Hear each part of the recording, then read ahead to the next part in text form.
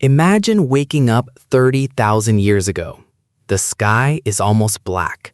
Rain pounds against your shelter so hard that you can barely hear the people beside you. The ground outside has turned into thick mud. The river nearby is swelling. Your hunting weapons are useless today. Nobody is leaving. For the next several hours, maybe even the next few days, your entire world is no bigger than the shelter you're sitting in.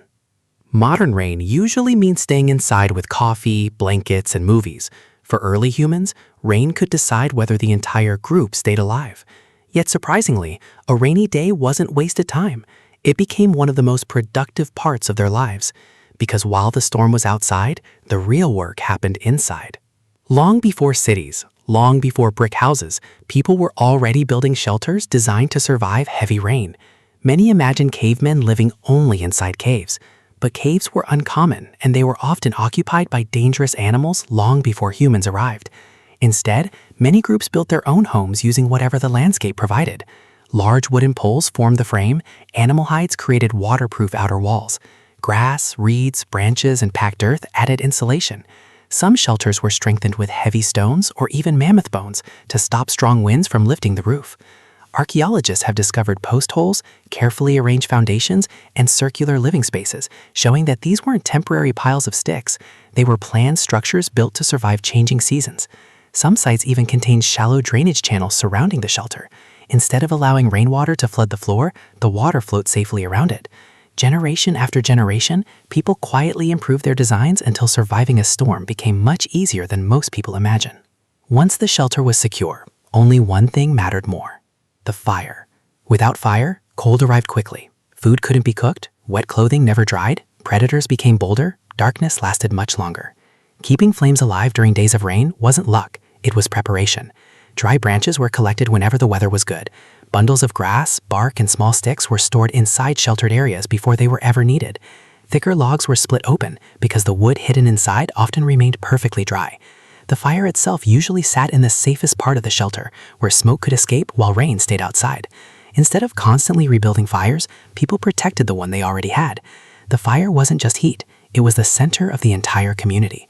Around it, meals were shared, children learned, tools were repaired, stories were remembered.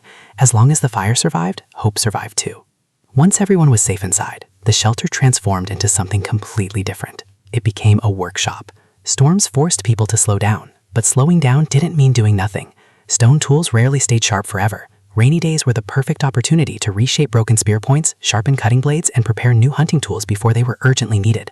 Archaeologists have found enormous piles of tiny stone flakes inside prehistoric shelters. Those scattered chips are the leftovers from thousands of hours spent shaping tools beside a warm fire. Animal hides also demanded constant attention. Fresh skins had to be scraped clean, stretched, softened, and stitched into clothing that could survive another cold season. Ignoring damaged clothing wasn't simply uncomfortable, it could become deadly once winter arrived. Wooden spear shafts were straightened over gentle heat. Loose stone blades were tied back onto wooden handles using plant fibers and tree resin. Even simple baskets and carrying bags were repaired whenever people had uninterrupted time. Every repair tool meant fewer problems during the next hunt. Every finished project increased the group's chances of surviving the weeks ahead.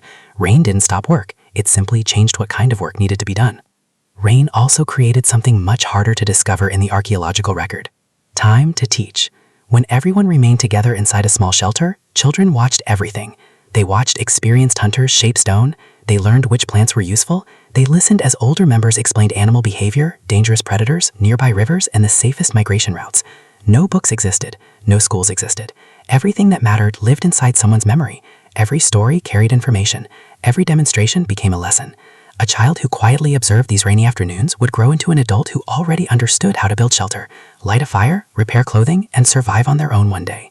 Some anthropologists believe this constant sharing of knowledge played a major role in humanity's extraordinary success. Our greatest survival tool wasn't stronger muscles, it was our ability to pass experience from one generation to the next. Rain gave people the time to do exactly that.